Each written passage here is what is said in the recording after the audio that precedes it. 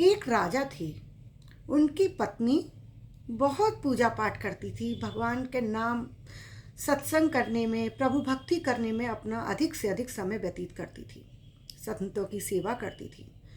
पर राजा बिल्कुल विमुख थे इन सब बातों के। वो कभी भी भगवान की सेवा नहीं करना, नाम नहीं जपना, न साधु संतों की सेवा करना, कुछ करते ही नहीं थे। रानी को बड़ा दुख होता था। वो जब भी आश्रम जाती थी, संतों की सेवा करती थी, कोई भी गुरुजी आते थे महल में, सबसे कहती थी कृपया मुझे कोई उपाय बताइए जिससे कि मेरे स्वामी राजा साहब हैं उनका भी प्रभु भक्ति में मन लगे। कुछ तो तरीका ऐसा होगा जिससे मेरे प्रभु भी, मेरे स्वामी पतिदेव भी प्रभु से प्रेम करने लगें, प्रभु का नाम लेने लगें।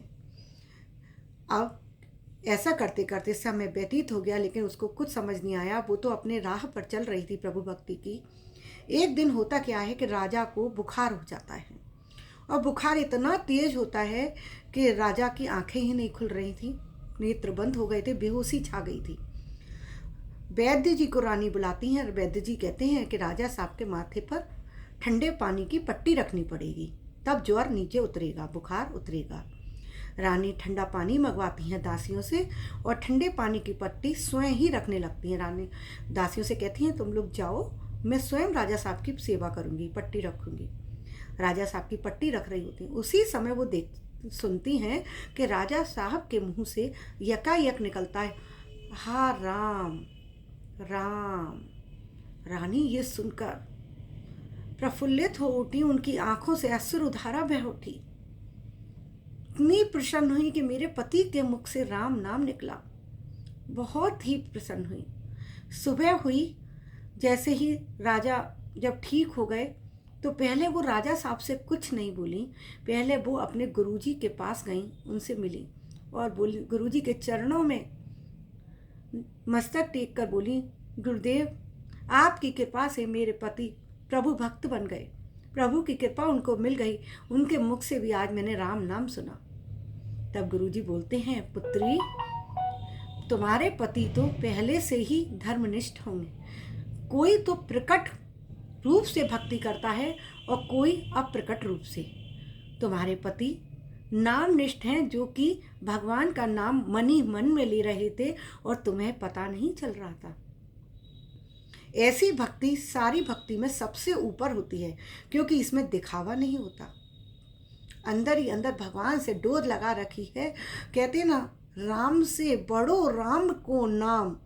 तो वो राम भगवान की मूर्ति से नहीं, वो उनके नाम से प्रेम कर रहे थे और अंदर ही अंदर राम नाम की माला जाप कर रहे थे।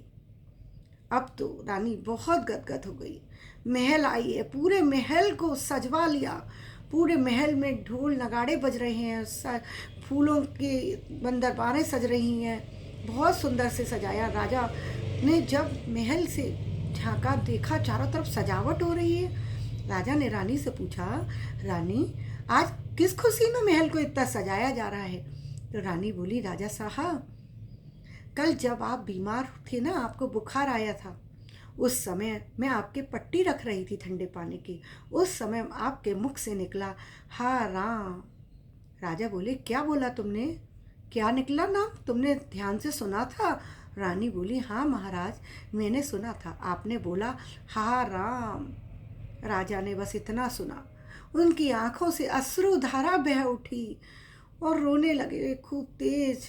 बोले, मैं भगवान के नाम को अपने हृदय में छुपा लिया था, मैं उनको प्रकट नहीं करना चाहता था किसी के सामने कि मैं भगवान को अंदर अंदर बस नाम को हृदय में बसा रखा था। मैं कभी भी नहीं चाहता था किसी को पता लगे, किसी के सामने ये नाम आए। लेकिन अब ये नाम, यही तो मेरा जीवन था, यही तो मेरा प्राण धन था। अब जब ये नाम ही बाहर आ गया, ये मेरा जो आत्मा में जो ज्योत थी वो ही बाहर आ गई, अब मैं नहीं जी पाऊंगा। बस ऐसा कहते कहते, राम राम बोलते हुए उन्होंने अपने प्राण त्याग दिए भगवान का नाम लेते लेते।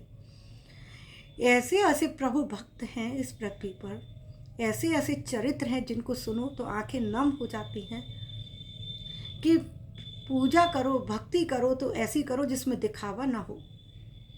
आजकल लोग वृंदावन भी जाते हैं तो आपने देखा होगा, रील्स बनती हैं, सेल्फी ले रहे हैं, वीडियोज बन रही हैं। मेन तो सब लोग रील्स के लिए, इंस्टाग्राम पर, यूट्यूब पर डालने के लिए, वहाँ पर लड़के और लड़कियाँ गोप बनकर नाच रहे होते हैं रील बनाकर। भगवान की धार्मिक नगरी को इतना बुरा कर रहे हैं ये लोग, इतना बुरा कर रहे हैं अपने बस किस पैसा कमाने के लिए। तो भक्ति ये तो कतई भी नहीं है। जो लोग ये दिखाते हैं लड्डू गोपाल जी को हाथों में लेकर घूम रहे हैं, भक्ति में ये कतई नहीं होता। भगवान को आप प्रेम करो, लेकिन ज़रूरी तो नहीं कि हम सबको दिखाएं, हम गोदी में लेके घूमें, कहीं भी उनको बैठा लें, कुछ भी हाथों से छुएं।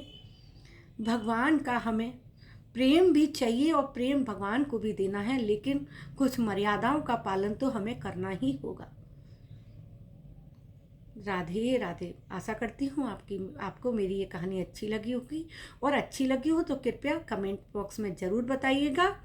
ऐसी ही सुंदर सुंदर कथा कहानियाँ आपके लिए लेकर आती रहूँगी।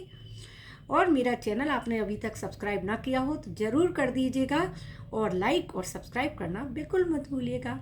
अभी के लिए विदा लेती हूँ। राधे राधे।